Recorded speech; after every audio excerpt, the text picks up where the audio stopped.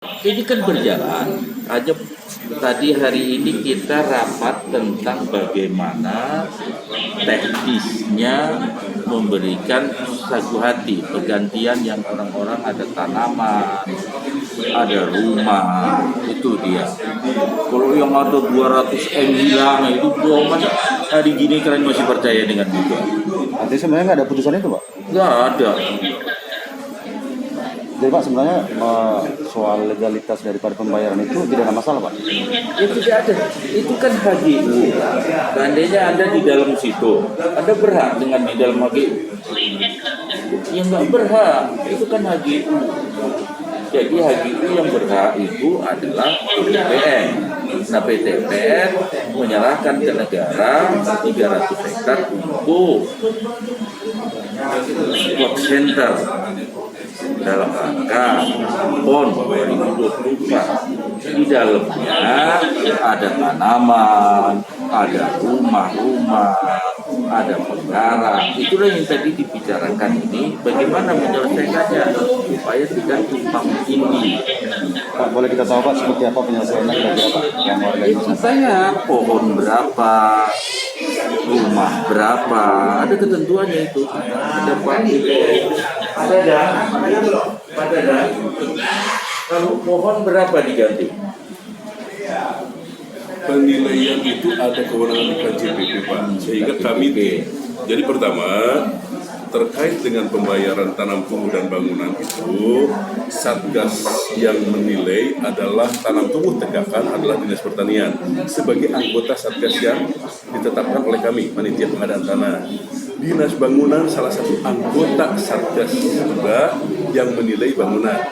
Mereka lah yang inventarisasi apakah bangunan itu semi permanen, apakah bangunan rubuh, apakah bangunan apa, itu ada nilainya.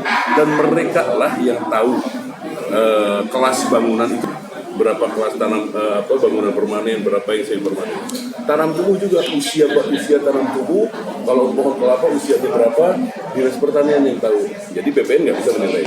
BPN terima panitia itu dari Satgas A tadi, itu hasil rekomendasi. Kami hanya merekomendasikan kepada KJPP. Ini loh, ada tanaman yang usia 10 tahun. Ini loh milik A, tanaman yang sudah usia 5 tahun. Nanti KJPP yang menilai. Hasil penilaian daftar nominatif dari anggota Satgas, Dinas Pertanian, Dinas Bangunan direkomendasikan, dinilai oleh KJPP, itulah yang dibayarkan. Berapa angkanya? Tentu saja kami tidak tahu, karena yang tahu adalah satuannya dinas masing-masing punya kewenangan. Oke? Ya. Jadi dia kan nanya tadi tentang apa itu menang undang-undang apa tadi namanya? Gugatan di kasasi, Pak. Gugatan katanya. Bapak telah hukum. Ya, jadi terkait gugatan, sekarang tim Duk Mafia Tanah sudah selesai. Polda Sumut sudah menyelesaikan dan sudah P19 masuk ke Kejaksaan. Nah, di Kejaksaan berproses untuk P21. Hanya saja kebetulan ada gugatan perdata dari PTPN kepada masyarakat yang memenangkan perkara itu masih berproses, ya. Sehingga sementara kemarin tidak P21 yang Kejaksaan untuk dikembalikan lagi ke Polda. Tapi terhadap masyarakat yang 54 kakak yang mengklaim dirinya memenangkan perkara perdata itu sudah berproses kembali, diuji dari sisi pidananya, baik terhadap dokumennya maupun terhadap pembuatannya maupun penggunaan dokumennya. Itu yang terkait dengan masalah hukumnya. Saya kira begitu. Jadi sama sekali putusan itu tidak ada, Pak. Yang penolakan sama sekali informasi yang beredar bahwa menolak kasasi apa itu tidak benar. Ada putusan kasasi yang bisa mengatakan dan tidak benar nanti pengadilan, karena ini penyidik Polda Krimum, penyidik itu sudah melakukan penyidikan dan sudah melimpahkan kejaksaan. Artinya bahwa itu sudah memenuhi syarat secara pidana atas pemeriksaan dokumen-dokumen yang dijadikan dasar gugatan perdata oleh mereka. Jadi bukan kapasitas kami, itu sedang berproses. Pak, itu setelah nanti apa terbentuk, kapan bisa dilakukan pembayaran?